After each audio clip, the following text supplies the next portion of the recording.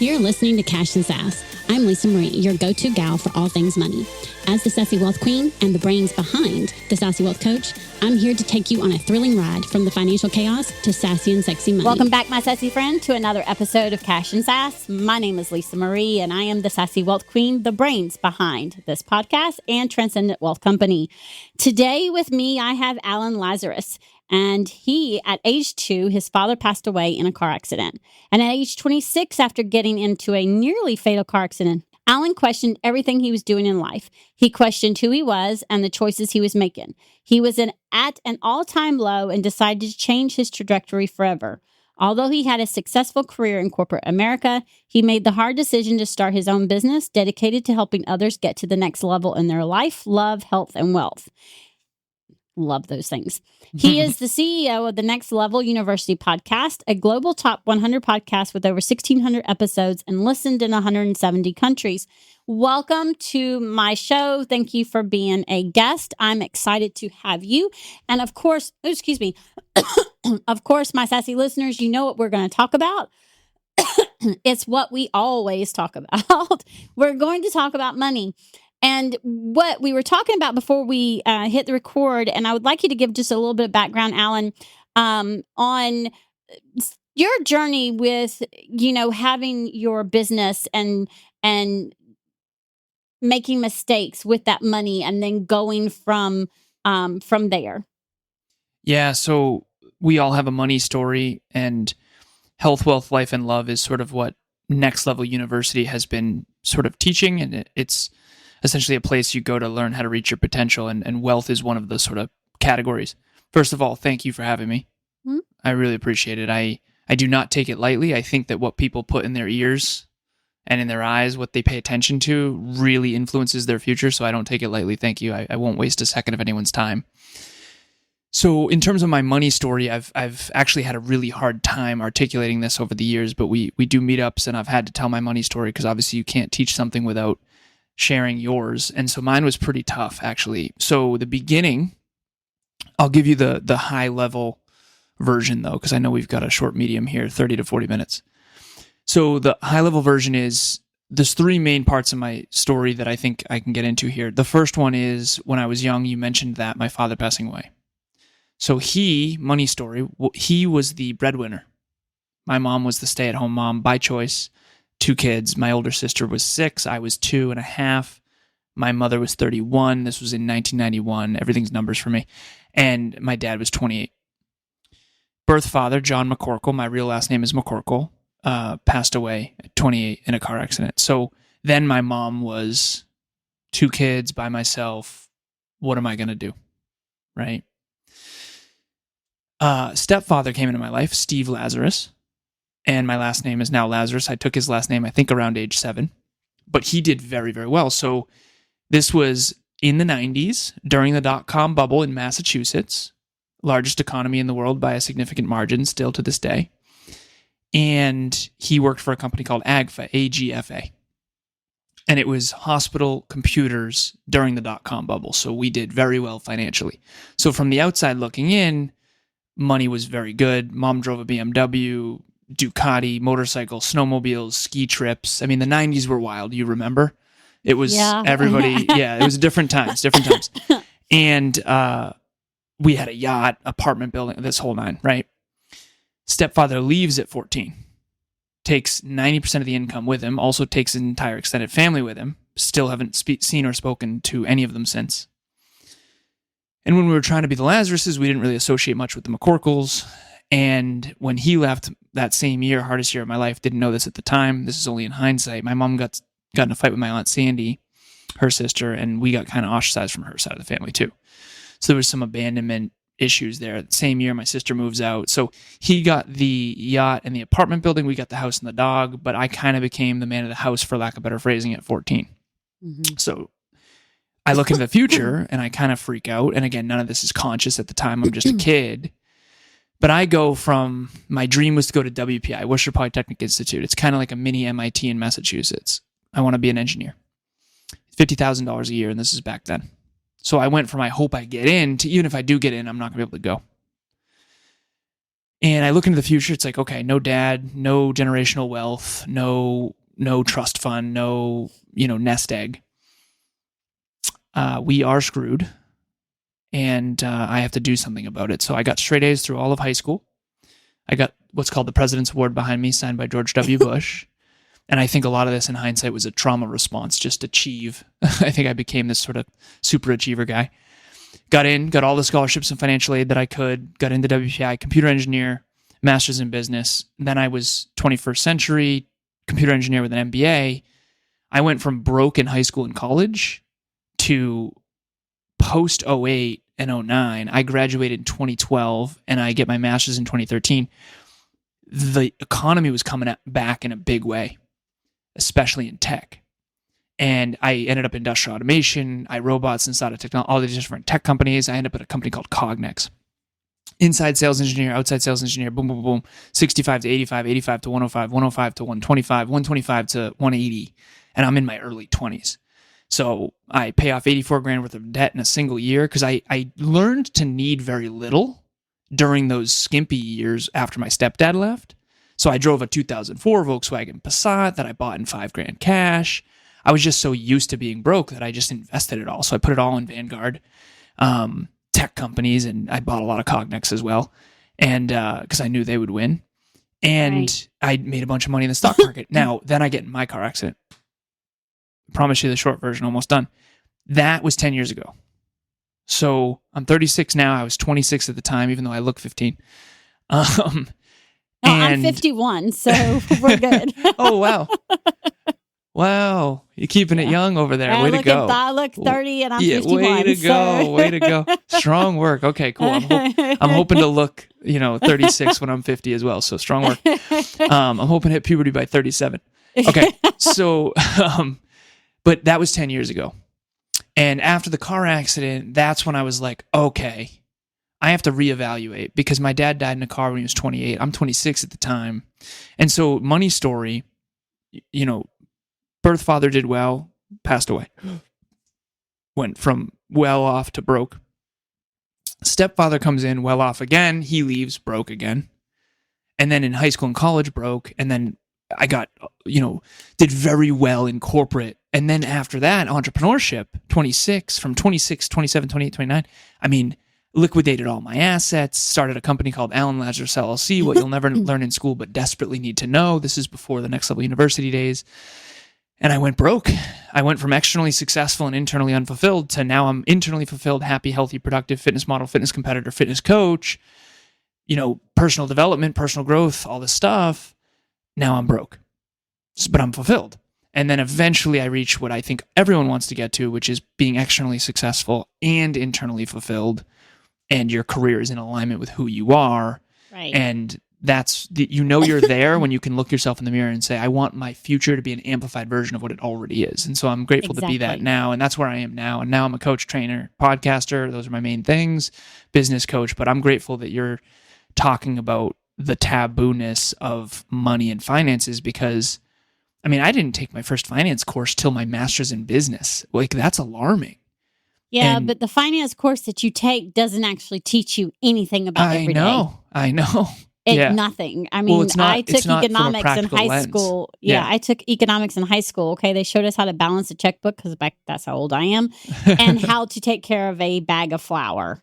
Well, and supply and demand and all that stuff. But when it comes to the practicality, they didn't even teach that. Really? No, not. They gave you the basics of supply and demand, but when it comes to the practicality and it comes to the day in, day out stuff of being aware of what's going on with your money, and they also don't teach the mindset of it and how that affects it, and that might be because they didn't know, but they do now, and they still don't teach it. Yeah, I like what you do in the world a lot. I respect it a lot because I think it's really critical. Some people, I coach 19 business owners right now. Some of them grew up where you couldn't talk about money. Some people grew up where everything was about money. And some people were taught fundamentals from a very young age and they do very well. And some people weren't. And I think it makes me sad to see that a lot of people could do well if they were to sometimes the people that are the least inclined are the ones who need it the most. So hopefully you can make it attractive to some of those people. And and that's the thing is I mean, I grew up with a single mom. My father was never in the picture, and money just wasn't talked about. Money was an end to a mean. We went to work, we got paid, we paid the bills, we went to work, we paid the bills. It was like, wash, rinse, repeat. Yeah. And money, I was always told that unless I came from money or married into money, I would never have it. Well, I've proven them wrong. Nice. Good. and that's because I had to learn the hard way. There was a lot of trials and errors. Filed bankruptcy, been on food stamps, depended on the state for a lot of things. And I worked corporate, barely making ends meet. So I know what that's like. And when I started my business, when I was let go in 2016, I decided that if I was going to barely make ends meet, it was going to be on my terms. And what I didn't know is that was actually a door being open to changing the trajectory of my entire life and my outlook on money and what's possible with wealth, which has now made it to where, like, okay, you know what? There's more to this, and people need to understand that we need to start talking about it, because not 100%. talking about it is not doing any good. Yep. One of the things that I would love for us to talk about is, we were talking about it before we went live, is that risk tolerance. You were saying that you and your partner now have this business, and that y'all have had to work together on that sweet spot of that abundant scarcity, to where, meaning the cash on hand, the cash flow. And I think it's really important for all of my listeners to understand that just because, for example, you said your sweet spot is a lot lower than his, and you and I were discussing that you're a lot lower than mine, and then some people I might actually be a lot lower than some others, and that's okay. It's the strategy and the responsibility that we have, that when we're looking at those things, because life's going to happen, right? And we're going to have hiccups in business and in life. And so it's how we navigate it. But will you talk about how y'all, how you realized what your sweet spot was, and how you realized, okay, I need to know how to make sure I'm navigating this, that I have enough to make sure I'm taking care of the hiccups that come up. I don't like using the word emergency. And be able to also invest so the business can grow. Yeah, this is such a good conversation, because I'll provide some context first. So mentoring for 10 years, coaching for 8, and broke, doing well, broke, doing well, broke. The roller coaster was there for me, and I think I learned a lot through the years. I also am an engineer, so everything's math for me. What I've come to realize, so I'll give you some anonymous examples, and then I'll tie it to scarcity and abundance. So I'm on with one of my clients from Australia, and her and I are talking money. And so we break down the whole thing. So it's, okay, what's your gross revenue per year?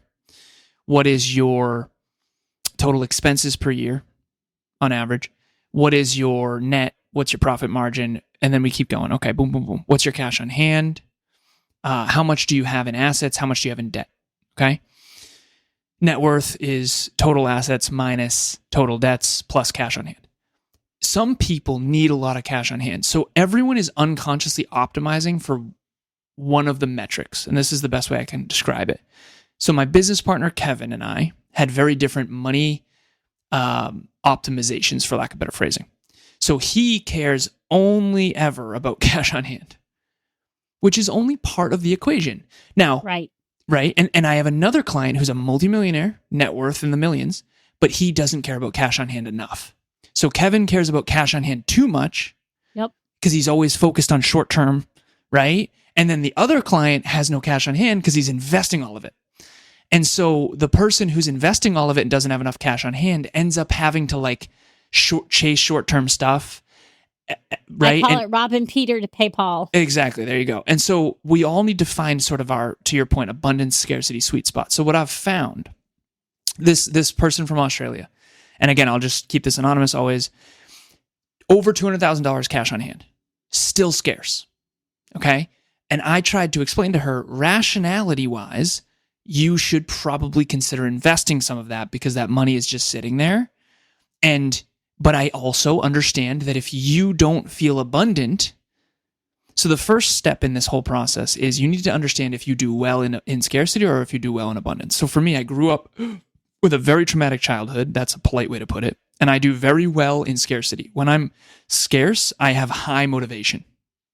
So adversity ignites me. For some people, it shuts them down. For Kev, it shuts him down. So Kev, winning is motivating. For me, losing is motivating. For me, winning is motivating. Okay, good. I'm in kind of a sweet, yeah. You got to stack the wins. I can get motivated when I'm losing too, because 2024 was a difficult year, and there was some there was a difficult year for my business, and there was transformational things that had to happen. And I was able to stay motivated, and I used a lot more of my business line of credit, like you and I were talking about when those hiccups happened, than I probably would have wanted.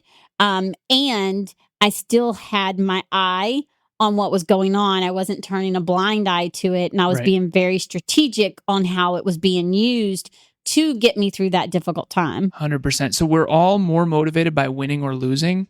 We all have both. You have both. But which one is the one that motivates you more? Is it winning or losing? For you, it's I'd winning? say winning. Okay. Yeah. For me, it's losing, for sure. So what Kevin and I realized is everyone has a certain level of cash on hand that they need in the bank to feel abundant enough to think long term. Because when we didn't have a lot, I'd still think long term. Right. And he would be like, dude, I can't think about anything but money. And he'd be scarce. So I'd be fine and motivated. So when I was ignited, he'd be losing his mind. And what I think is interesting is how you're saying that you didn't always have money. You were broke, and you could still, even when it was low, you could still think long term. Yes. I'm the opposite. I never had money in the bank. I was always so low. So now when it gets to a certain low point, I'm like, okay, we can't do this. We can't do that. We're not doing this.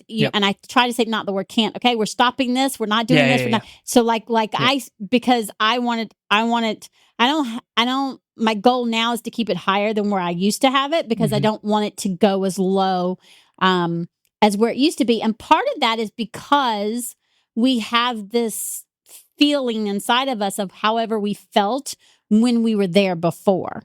I'm also like you, though. I have this drive. Because of the shit that I went through when I was young, I have that drive. And so that's where it keeps me in that sweet spot.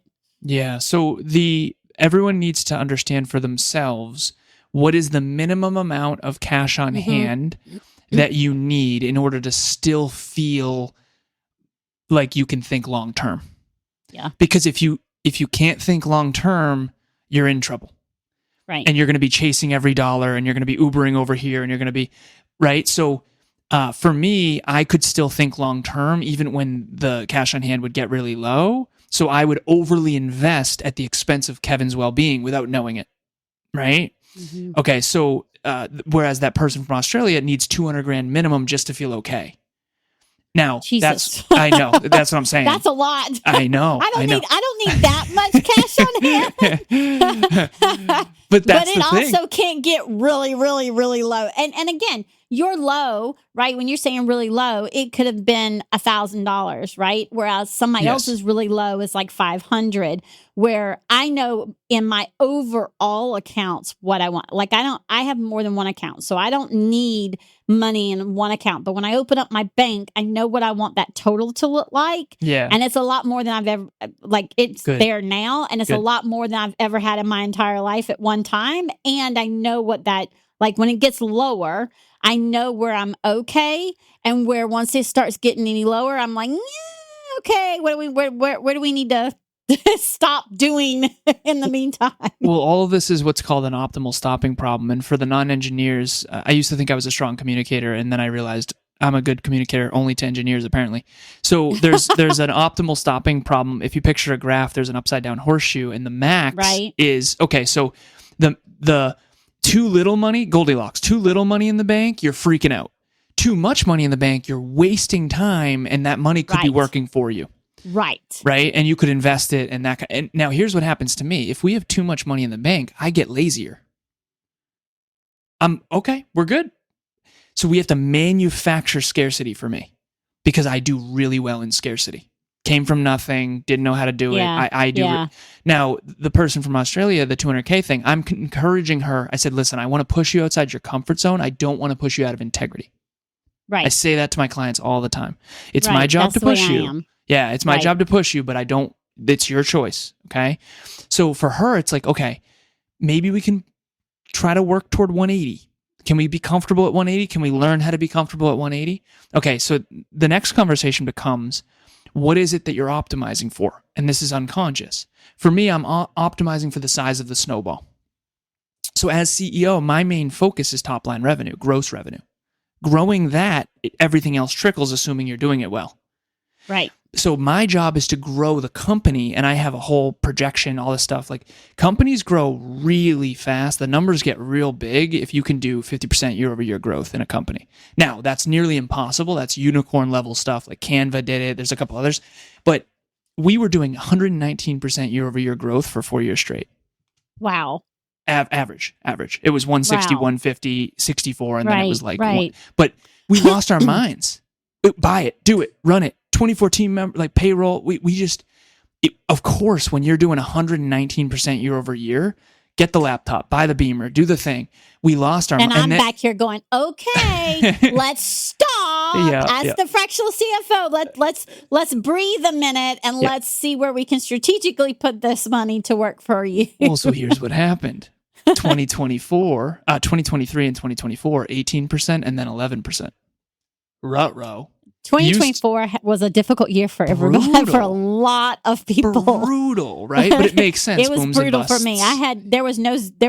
My growth was like 1%, and that was it. It was bad. I appreciate you owning. It was a very, very difficult year. But and I'm not the only one. And I also realize, and I'm sure you'll attest to this, part of your growth sometimes is personal and internal. Yeah, of course. And sometimes it's also, while you're doing that, you're also looking and going, oh, the business needs to pivot slightly. 100%. Because I've grown so much. The reason why I'm not growing is because the business needs to pivot on who it's talking to and who it's serving and those kind of things. And I didn't see that at first. And then I have a coach, and my coach come to me and goes, Lisa. Nice. and I look at him and I go, what? No. And then all of it, suddenly the universe starts talking. I'm like, oh, okay. So there was this, as someone tells me, sometimes you have to go deeper in the growth in order to flourish. And what my coach says, and I believe this is true, sometimes you have to slow down in order to speed up. And when you're doing this 119% growth, you're doing nothing but full rabbit throttle. You're not slowing down to enjoy it, much less decide what you're going to be doing with it. Yeah. Well, the thing is when you're growing at that rate, you are trying to capture it. You're trying to because in the beginning it was crickets. And so in the beginning there was very low. So 2 reasons a business fails. The first one is they grow too slow. That's most. The second is they grow too fast. So in the beginning, it was growing too slow, and then all of a sudden it got momentum, and it was 109. I mean, we had 24 team members, 24 departments, and a charity. Wow. 2024, we only grew by 11%. You grew by 1%. Now, to put this in context, if we average 119% year-over-year growth for 4 years, think about the business line of credit that comes with that. And now all of a sudden, 18%, 11%. Uh-oh. Because what a lot of non-business owners don't fully understand, and I understand why, is in order to make more money in a business, you have to spend a lot of money. Team, payroll, services, software, Google Suite, boom, boom, boom, ChatGPT, whatever it is, podcast services, podcast production, all this stuff. So what happens is when you're growing really fast, you're trying to capitalize on that momentum, and sometimes you overextend. Yeah, because you're not paying, and what happens is because you're not paying attention to where the money is going as far as those expenses, and you end up overextending yourself. And when the fish are jumping in the boat, you don't. You're like, oh, we got plenty of money. We're doing 119% growth. We don't need to worry about all of that. That's called arrogance, is what that is. And you that's know how many? Listen, okay. How many business owners I have talked to, and I've that whether I've worked with them or not, who don't know I know. what their bottom line is or how much money they have going out. So like you talked about it, you're focused on that gross revenue. And 9 out of 10 times when you're focused on that, you probably know now, but when you were doing that major growth, you did not know because you didn't think about how much was actually going out. You're like, oh, we're making $1 million. We're making whatever the number is. I've had people go, I'm $500,000 earner. I make $500K. Okay, is that gross or net? And they go, huh? Yeah. It's gross, obviously. No one makes $500K net. Okay, $500,000 a year. You bring in $500,000 a year. Great. How much are your expenses? $450 I don't know. at least. I just go and make more money. And I'm like, yeah. Now, there are some people who, yes, their expenses are at least $400, $450. And normally when I come in, I am able to show them where it doesn't have to be. Oh, it doesn't have to be. Yeah. It does not have to be. You do not have to be spending 75 to 90% of what you're bringing in. Yeah. If you do it strategically and have that money work for you, you're going to be able to pay yourself, your team, and invest and still have a bottom line. 100%. The key is knowing where that money is going. And a lot of times what happens is they just don't know. Well, this metaphor has helped a lot of people that I coach. It's I think of it like the Roman aqueduct. So the water is coming down from the mountains. That's the gross revenue. And you need more water. And it pools. That's cash on hand. It pools. You dam it up and pool it. And then the aqueducts bring it to the strawberries and the blueberries so that's where it's going. Okay, taxes for this, boom, boom, boom. Okay, payroll. Okay, services, boom, boom, boom, IT, all this stuff. And the thing is you need to monitor all three of those. Mm-hmm. What happens when you're in 119% year over year growth is you're just focused on this one. And then you're like, well, this one over here, we need to keep rolling and spending all this money in order to, okay, bring that person on. What are they doing? Inevitably, you lose humility because you're winning so much. And that, I think, is the issue. So self-belief and humility. Because then life goes, let me show you what happens. Yeah, it's the worst. It's not good. Humble pie is brutal. It's brutal. It's not. I call it biting you in the ass. Exactly. And if you can still track meticulously every dollar you spend while winning, that's a powerful individual. And that's what I help my clients do. Exactly. And that's what I help my clients do. After 2023, 18%, then 11%, it's like never again can I miss tracking expenses because I need to know where every dollar's going. I need everyone tracking their time, boom, boom, boom. So that's ultimately the lesson is self-belief and humility need to walk hand in hand. It's very hard to have both of those because when you're losing, you need self-belief and you need to be uplifted and you need to believe. Right. But when you're winning, you need humility. You don't need more belief. You don't need more optimism, right? Right. So when you're losing, you need optimism. You need the belief that you can go, but at the same time, you need the humility of, okay, how am I making sure strategically when life throws another hiccup? Hello, 2020, everybody. Yeah. Or throws a hiccup like it, happened for me in last year, and then how it happened for you last year in that low growth, and for so many entrepreneurs. Because I have talked to so many people who have said, even if they made 6 figures, they made a lot less, or even the ones that made 7 figures made a lot less than what they have made previously. 2024 was a difficult year, and in that process, if we know what's the ones that made it through are the ones that realized, they either were already paying attention to their numbers or they're like, oh, wait, we've got to make sure we're paying attention to our numbers at all times so that we can navigate these things because life is going to happen. I mean, life isn't, I tell people all the time, life's not prejudice and because it doesn't care. It does not care who you are, how much money you make, what color you are, where you're from. It just doesn't care. Life is going to happen. And we don't have control over when it throws us lemons. It's, like you said, what we do with it and having that humility when life is going great to make sure we're staying in that growth, but we're also making sure we're being strategic. I have a new rule that I've implemented that I'm working toward. I call it 10% of goal gross. So you need to hold. So if your goal is $500,000 next year, you need to have $50K cash on hand. And here's why. Yeah, that's awesome. Thank you. I like that. The reason why is because you have to, if you're going to go for 500 grand, you have to take risks, and you need a cushion to mitigate those risks. Yep. Right. And so obviously Amazon needs more cash on hand than I do, right? They spend more in a day than I make all year. Right. But the point is that it all depends on the goal, though, because entrepreneurs are very goal oriented by nature. I think that's great. Okay. If you want to hit 500K this year, you want to hit $1 million this year, that means you need 100K cash on hand. Because in order to hit that $1 million, you're going to have to take some risks. You're going to have to shoot some shots. You're going to have to go for big clients. You're going to have to say no to small clients. You're going to have blah, blah, blah.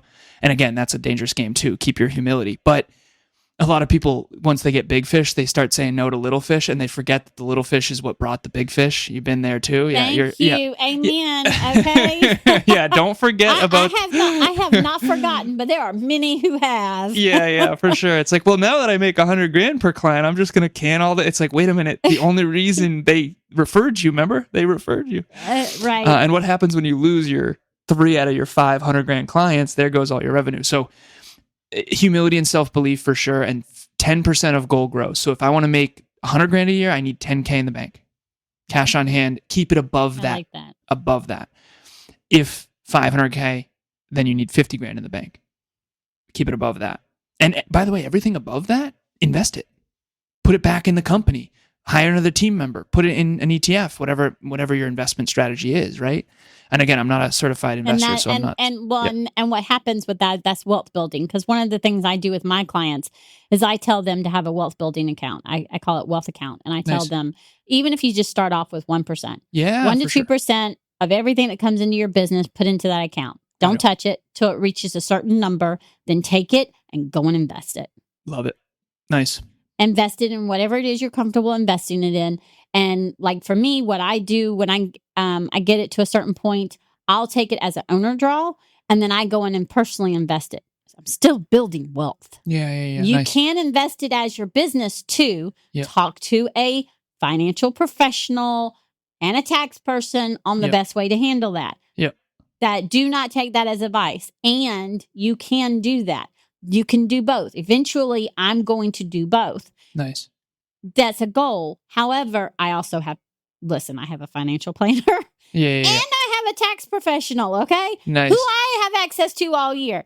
And that's why that's so important. I'm a fractional CFO. I have accounting background, and I do not try to do my own taxes. That is just, and I don't try to understand what a certified financial planner will automatically understand because they have a different type of education than I do. Mm-hmm. They have some of the same education I do, and they go a little bit deeper. So I tell people, stay in your lane, hire the damn help, because 100%. It will help you grow.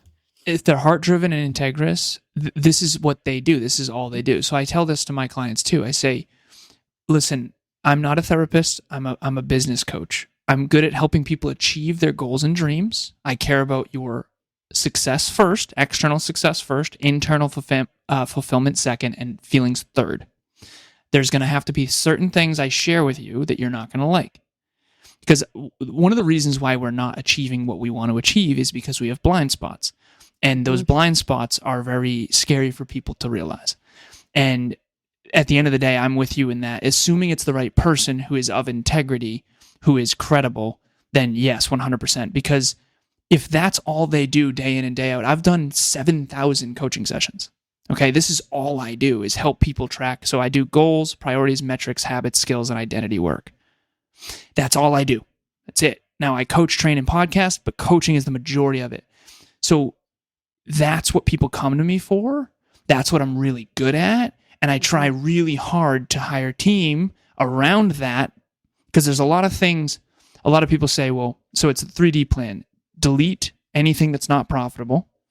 Delegate the things that are indirectly profitable but necessary to continue the snowball. Because there's so many things, like the podcast is not directly profitable, but that's where we sell our products and services. So it's indirectly profitable, so it still needs to get done. So we have a whole production team. We actually produce 58 shows now, podcasts. But I'm coaching. So I'm trying to do my best to lead. So the third D is double down. So I delete things that are not profitable. I delegate the things that still need to get done. And then I double down on coaching. Yeah. And double down on what brings in the money. Exactly. So delete, delegate, double down. Delete, delegate, double down. In the beginning, Kevin and I had to do everything ourselves. 8 years ago, it was all us. Then it was a little bit delete. What can we delete? Okay. Boom, boom, boom. We're going to stop doing that. All right. We're going to delegate. All right. We're going to do podcast editing, video editing, audio editing, all that stuff. We're going to delegate that. Okay. Boom. Double down on our thing. Okay. Delete, delegate, double down. The 3D plan, easy to remember, very challenging to do because it takes tremendous courage. We just got a new team member. Her name's Kenna. It takes not only courage, but also focus and being truthful, right, to yourself when you're deleting and double down and delegating, right? And it takes risk because when you delegate, you're adding team. I mean, you're and the upfront cost is huge, not just money, but time and effort. Mm-hmm. Because in the beginning, the delegation piece is so scary because the reason you're delegating is you don't have any free time. And then all of a sudden, now not only in the beginning, it takes more time to train someone to do it than to just do it yourself. Mm-hmm. And that's the big challenge is not only is it going to cost you money, it's also going to cost you time. But then that starts paying back. It's an investment, right? So we just hired someone named Kenna. She's going to be doing a couple different things for us. Social media, Facebook ads, boom, boom, boom. It's taking more of my team's time up front right now. But long term, assuming she sticks around, which is based on our leadership and the value we provide and the amount we pay and the increase and the comp plan. But I think that's the hardest part about business. And for anyone who's not a business owner, if you are going to be in the future, the hardest part is leadership and delegation, in my opinion. But that also could be just because I'm a coward. I'd rather just do everything myself. well, and the other, those are the two hard. I say there's a third hardest thing, and the third hardest thing is understanding that what can help your ship sail or sink is knowing what the hell's going on with your money.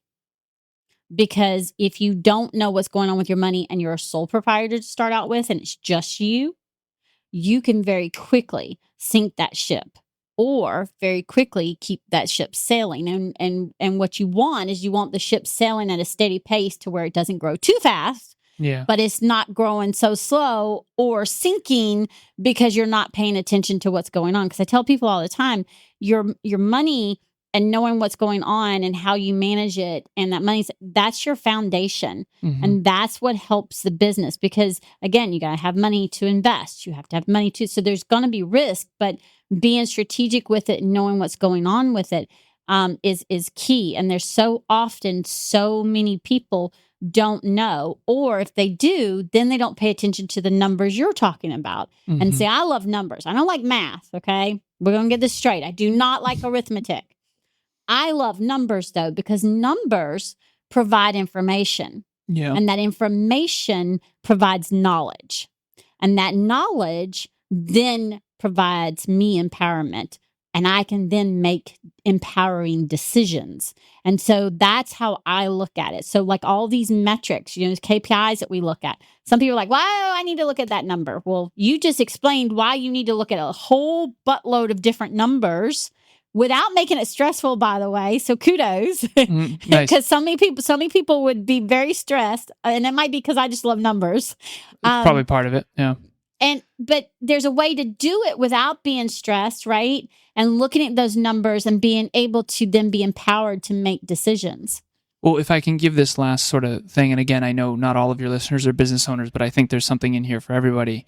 Majority of them are, so. Beautiful. So there's this triad that I have where if you're going to succeed in business, so picture a triangle with business success in the center, you have to have these three main skills, and I have two of them and not the third one, and I'll explain. So, which means you need to either have a business partner and or someone else to have complementary skill sets, right? Similar core values, complementary skill sets. Now, the triad, here we go. Bottom left is metrics, numbers, structure, systems, that kind of person who likes conscientiousness, who's very organized and structured in systems and numbers, okay? That's me, for sure.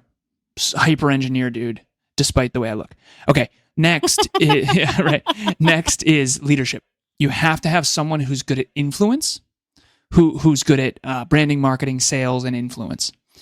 Now, the third one, it sounds like it's the same as the first one, but it's not, because I'm a stronger leader than Kev, but I'm not a people person.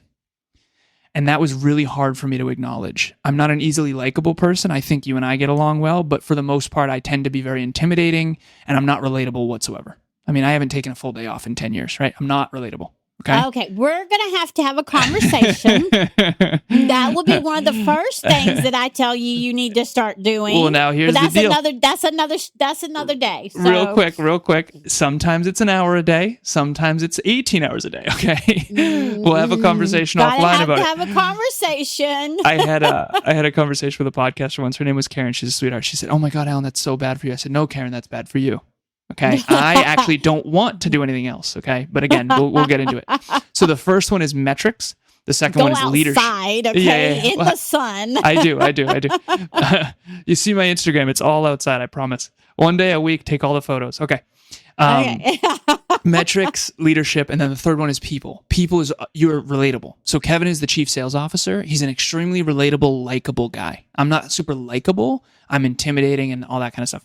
So you need a strong leader who has a lot of optimism for the future, but is what they call productively paranoid in the present, who's really good at numbers and metrics, and who's both high self-belief and humble, which is very hard to do. For me, self-belief came easy. Humility was harder.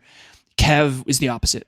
Self-belief came hard. Humility was easy. But he's very relatable. Everybody likes him. We'd give the same speech and everyone would love him and hate me. So I eventually learned that he needs to sail a little bit away from me and like bring people in and then kind of get them used to me. I'm a very acquired taste. And so it depends on the person. The more type A you are, the more you resonate with me. The less type A you are, the less you resonate with me.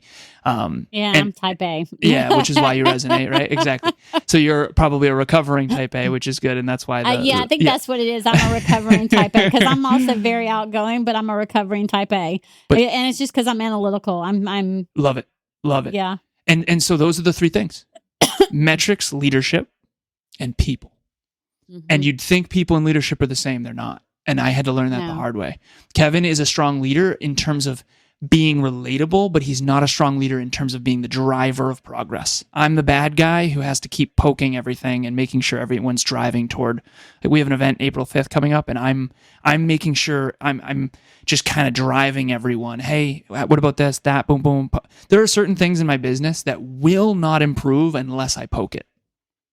And I feel like I'm the bad guy all the time. And Kevin's like, no, we need a bad cop. Like, it is what it is. This is exactly what we need. So now I'm the pain in the ass everyone will hopefully thank one day. Because everyone wants success, but not everyone wants there's entrepreneurs all the time that want success, but don't want to do the work. I mean, I will have people all the time that tell me, oh, I want to have these bank accounts. I want to have so much money set aside for taxes. I want to have this money set aside for this. I want to change the way and then when you go and say, okay, this is how we're going to do it. And it boom, step 1, 2, 3. They're like, yeah. Nope. And they don't want to do it. They don't want to do the work. They think that they're just going to be able to wave a magic. Oh my gosh. A magic wand and it's going to change. And that's not how it works. Well, everyone wants financial freedom. But ironically, what creates financial freedom is self-discipline and the ability, exactly, self-discipline and metrics, right? So beneath the iceberg is a bunch of stuff. You have to have self-discipline. Yeah. And if I can give you the last thing, I know we got to jump here. I have a framework called Want, Love, Hate that I know you're going to love.